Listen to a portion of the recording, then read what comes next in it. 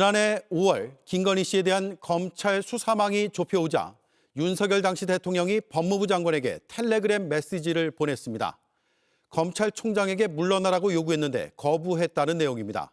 그 상황을 개겼다는 속된 말로 전한 것도 눈에 띕니다.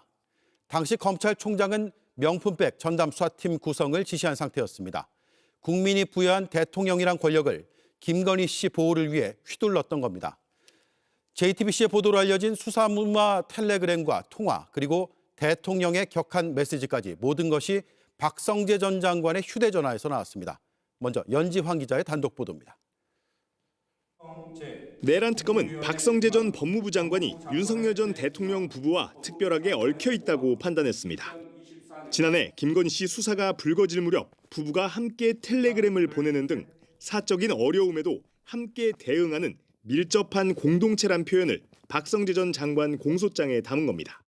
JTBC 취재 결과 특검은 윤 전 대통령이 지난해 5월 15일 아침 8시 44분 박 전 장관에게 보낸 텔레그램을 확보했습니다. 용산이 4월 말이나 5월 초에 검찰총장의 실적, 능력, 자기 정치 등을 문제로 지적하며 용퇴를 요구했다면서 하지만 총장이 거부하고 개기기로 했다고 적었습니다. 이틀 전인 5월 13일 단행된 검찰 지휘부 인사의 배경을 두고 총장이 개겨서라는 믿기 힘든 표현이 담긴 메시지를 보낸 겁니다. 이원석 당시 총장이 명품백 전담팀 구성을 지시한 뒤 법무부가 중앙지검 수사 지휘 라인을 전면 교체하는 인사를 했고 이는 총장 패싱 논란으로 이어졌습니다. 같은 해 5월 30일엔 김주현 당시 민정수석도 박 전 장관에게 장관님 인사 실력이 워낙 훌륭해 말끔하게 잘 된 것 같다며 감사 인사까지 보냅니다. 박 전 장관은 당시 인사에 대해 이렇게 얘기했습니다. 이번 검찰 인사 대통령실이 주도했다는 그런 의혹인데 이거 어떻게 생각하십니까? 그건 장관을 너무 무시하시는 말씀 아닙니까? JTBC 연지환입니다. 12.3 계엄은 다음 날 새벽에 해제됐습니다. 그날 JTBC는 박성재, 이상민, 이왕규, 김주현 등이 삼청동 대통령 안가에서 회동하는 모습을 카메라에 담았습니다. 당사자들은 밥 먹는 자리였다, 송년회 자리였다는 식으로 둘러댔습니다. 하지만 JTBC가 취재한 내용은 다릅니다. 그 자리에 이상민 전 장관은 비상계엄 관련 문건을 가지고 들어갔습니다. 박성재 전 장관은 회동 직전 계엄 정당화 문건을 작성하라고 지시했습니다. 윤 전 대통령의 최측근 법률가들이 모여 법률 대응을 했을 가능성이 더 커졌습니다. 조혜영 기자의 단독 보도입니다. 비상계엄이 해제된 바로 그날 12월 4일 삼청동 안가 입구입니다. 장관급들이 타는 대형 관용차들이 안가로 들어가는 모습이 JTBC 카메라에 포착됐습니다. 박성재 법무부 장관, 이완규 법제처장, 이상민 행정안전부 장관과 김주현 민정수석, 그리고 한정화 대통령실 법률비서관이 안가에 모였습니다. 당시 박성재 장관과 이상민 장관은 안가 회동 3시간 전 긴급 당정대 회의에 참석했습니다. 특검은 국민의힘과 정부, 대통령실이 모인 당정대 회의에서 윤석열 전 대통령이 탄핵이나 특검 수사를 받아선 안 된다는 얘기가 나왔고 경찰과 군의 책임을 전가시키는 대응 방식이 논의됐다고 보고 있습니다. 박 전 장관은 이 회의가 끝난 뒤 임세진 전 검찰과장에게 비상계엄 선포 담화문에 나온 내용을 토대로 계엄 정당화 문건을 작성하라 지시했습니다. 박 전 장관은 4일 저녁 6시쯤 보고받은 문건의 수정까지 지시했고 그대로 안가로 향했습니다. 이상민 전 장관 역시 행정안전부 소속 공무원들이 작성한 비상계엄 문건을 받아 가지고 들어갔습니다. 당사자들은 연말 식사 자리였다며 발뺌해왔습니다. 평소에 국무회에서 자주 보고 하지만은 자리를 못해서 해가 가기 전에 한번 보자 이런. 대통령 안가입니다. 여기에 모여가지고 그냥 한가하게 세상 돌아가는 얘기나 연말연시 얘기하고 있다는 거 누가 믿겠습니까? 근데 사실은 어떻게 그리고 하겠습니까? 특검 수사가 사실이라면 사적인 친목 자리였다는 국회 증언은 명백한 위증이 됩니다. JTBC 조혜연입니다. 통일교 금품 수수 의혹을 수사하는 경찰 특별수사팀이 전재수 전 장관을 비롯해 여야 정치인 3명을 피의자로 입건하고 출국을 금지시켰습니다. 그런데 특검에서 3사람에게 금품을 건넸다고 진술한 윤영호 전 통일교 본부장은 오늘 재판에 나와 그런 진술을 한 적이 없다고 돌연 말을 바꿨습니다. 김영민 기자입니다. 경찰청 특별전담수사팀은 특검에서 넘겨받은 사건 기록을 검토한 뒤 전재수 전 해양수산부 장관과 임종성 전 민주당 의원, 김규환 전 미래통합당 의원을 피의자로 입건했습니다. 3명에게는 정치자금법 위반 또는 뇌물수수 혐의가 적용한 것으로 전해졌습니다. 출국 금지 조치도 함께 내려졌습니다. 앞서 윤영호 전 통일교 세계본부장은 특검 조사에서 3명에게 금품을 전달했다고 진술하면서 구체적인 액수를 언급했습니다. 각각 3천만 원에서 4천만 원 가량을 건넸고 전재수 전 장관에겐 이에 더해 명품 시계 2점도 줬다고 한 겁니다. 세 사람은 그러나 금품 수수 의혹을 모두 부인하고 있습니다.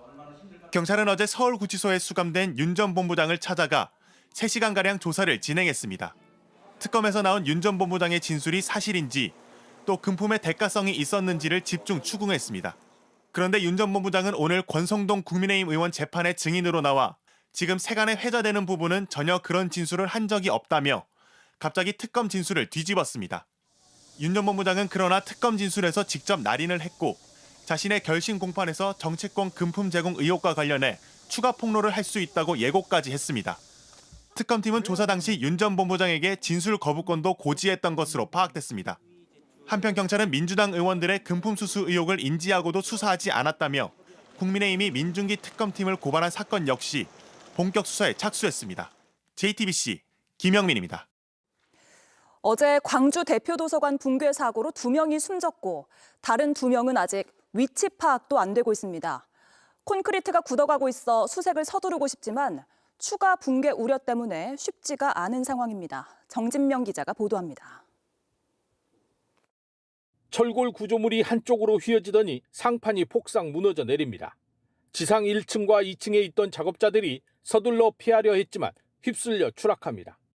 상판의 보호와 용접한 기둥 사이 떨어져 나간 단면은 칼로 썰어낸 듯 매끈합니다. 상판 위에 콘크리트를 붓는 과정에서 그 무게를 이기지 못하고 무너져 내린 것으로 보입니다. 부실 시공 가능성이 있는 겁니다. 보호하고 이제 기둥을 연결할 때 볼트라든지 용접에 의해서 용접을 현재 연결하게 되는데 이 부분이 취약하게 되게 되면 당연히 힘을 못 받겠죠. 어제 밤샘 수색 작업에도 매몰자 2명은 여전히 위치조차 파악이 안 되고 있습니다. 철근 더미와 콘크리트 잔해에 뒤엉켜 지하 1층과 지상 1층 사이에 매몰된 것으로 추정됩니다. 콘크리트가 점차 굳어가고 있어 서둘러 찾아야 하지만 추가 붕괴 위험으로 수색은 일시 중단됐습니다.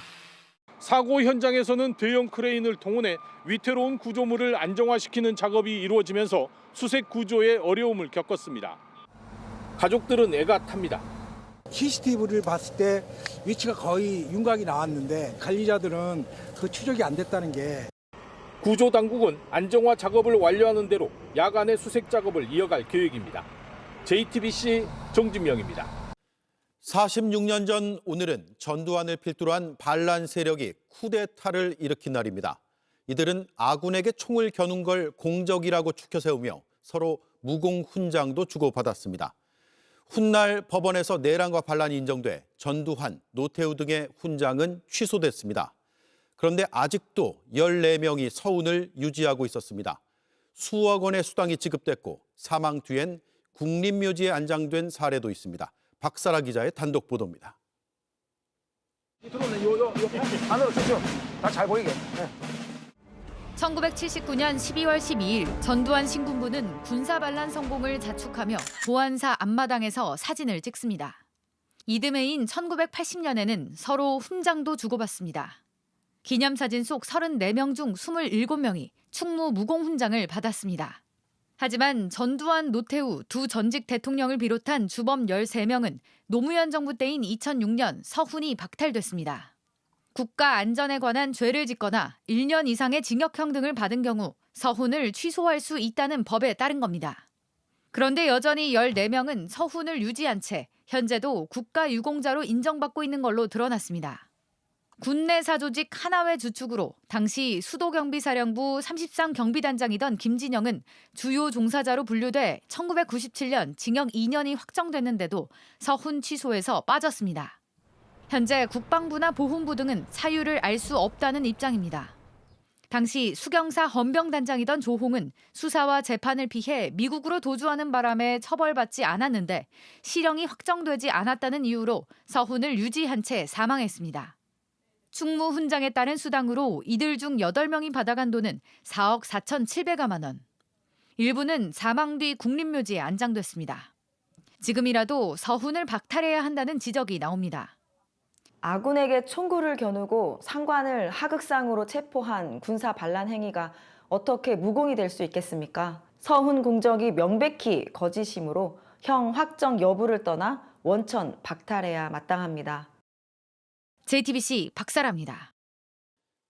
JTBC 뉴스를 시청해 주셔서 고맙습니다. 저희는 저녁 6시 30분 뉴스룸에서 뵙겠습니다.